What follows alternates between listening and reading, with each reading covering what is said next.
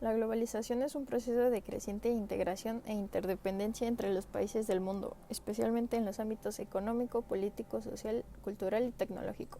Este proceso implica una mayor conexión y flujo de bienes, servicios, capital, información, personas y conocimiento a través de las fronteras internacionales.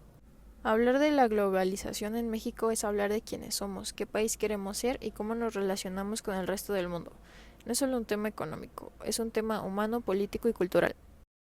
La globalización se encuentra en todo, desde las cosas que comemos, el contenido que consumimos y hasta cómo nos comunicamos.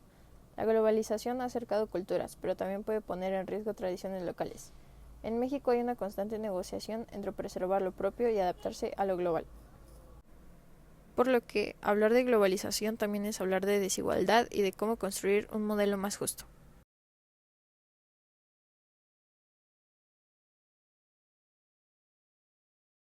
Durante las décadas de 1970 y 1980, México enfrentó crisis extremas.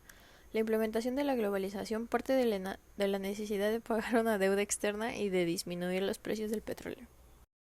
Durante el sexenio de Luis Echeverría Álvarez, México enfrentó importantes cambios en el contexto económico internacional, comenzando con la finalización del Acuerdo de Bretton Woods en 1971, que provocó una inestabilidad en el sistema financiero global al eliminar el patrón oro. A esto se sumó la crisis petrolera de 1974, cuando los países árabes elevaron drásticamente los precios del petróleo, lo que incrementó los costos de importación de energía y generó un alza inflacionaria a nivel mundial. Como consecuencia de estos factores, muchos países en vías de desarrollo, incluyendo México, comenzaron a enfrentar serias dificultades para pagar sus deudas externas, dando lugar a una profunda crisis de pago que marcaría el rumbo económico de las décadas siguientes. El sexenio de López Portillo enfrentó la devaluación del peso en más del 1000%. Para 1979 las tasas de intereses primarias subieron hasta un 20%, lo que aumentó exageradamente la deuda externa de México. Portillo reaccionó ante esta crisis y optó por pausar el pago de la deuda externa. Los años de mandato de Miguel de la Madrid empieza con una transformación de un Estado social a uno liberal y globalizado. Se pacta con el Fondo Monetario Internacional y el gobierno renuncia a la dirección de la economía.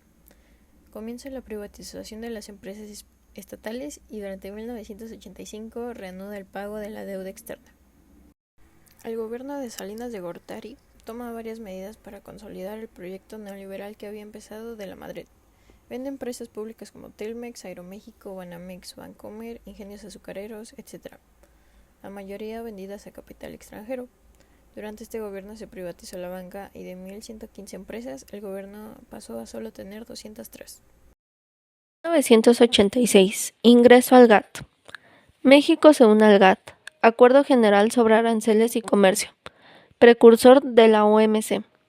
Esto marcó el inicio formal de la apertura comercial. Se bajaron aranceles y se eliminaron muchas barreras al comercio exterior. México formalizó la firma del Tratado de Libre Comercio de América del Norte, buscando consolidar su inserción en el mercado global, en 1994, como parte de las reformas estructurales orientadas a fortalecer la estabilidad macroeconómica. El Banco de México obtuvo autonomía constitucional.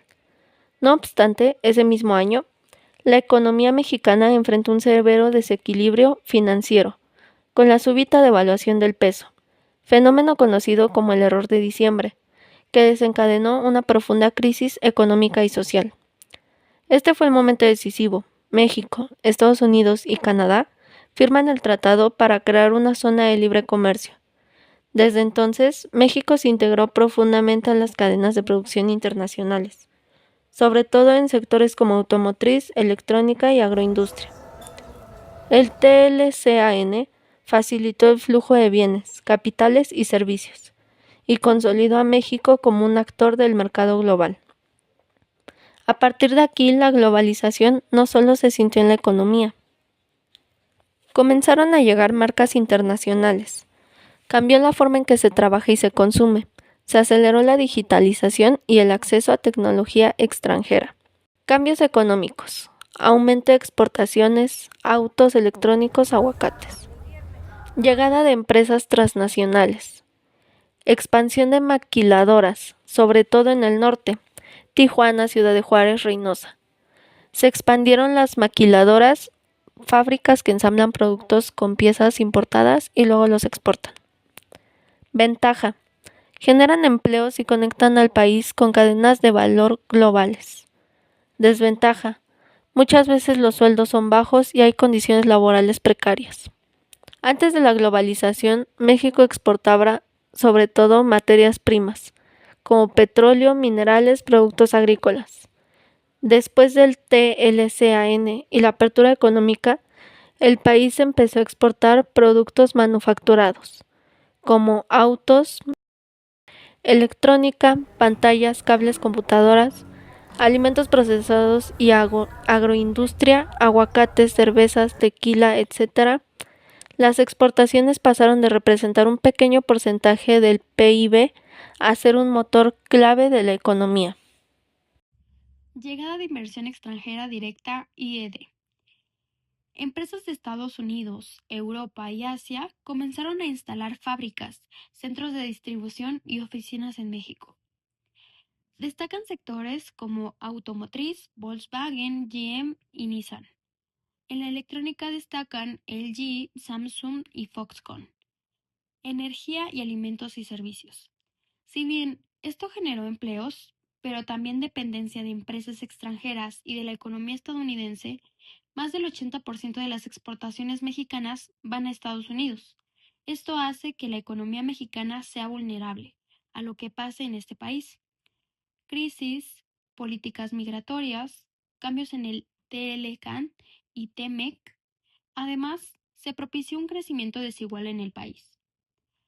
Mientras algunas regiones como el norte o el Bajío crecieron con la industria y el comercio exterior, otras como el sur del país quedaron rezagadas. El resultado en un México dividido entre zonas muy conectadas con la economía global y otras con pobreza, migración y falta de oportunidades. Impacto laboral. Surgieron nuevas oportunidades de empleo, pero muchas con bajos salarios, aunque también hubo una mayor demanda de mano de obra calificada. Y cambios en la forma de trabajar, como por ejemplo outsourcing, trabajo remoto, entre otros. Cambios culturales. McDonald's, Netflix, Zara, Starbucks, cultura global en la vida diaria. Surgió una influencia de idiomas, música, moda y redes sociales. Globalización cultural versus pérdida de identidad, un término utilizado por el licenciado Hugo Castro Aranda, quien es presidente de la Sociedad Mexicana de Geografía y Estadística, es la aculturación. Este es un proceso de sometimiento de una cultura dominante sobre la dominada, para sustituir los valores y costumbres de esta por la dominante.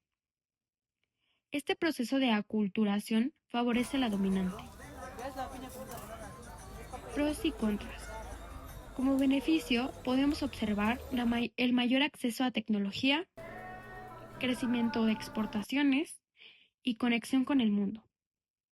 Aunque también tenemos desventajas, como la desigualdad económica, la dependencia de Estados Unidos y el desplazamiento de pequeñas empresas.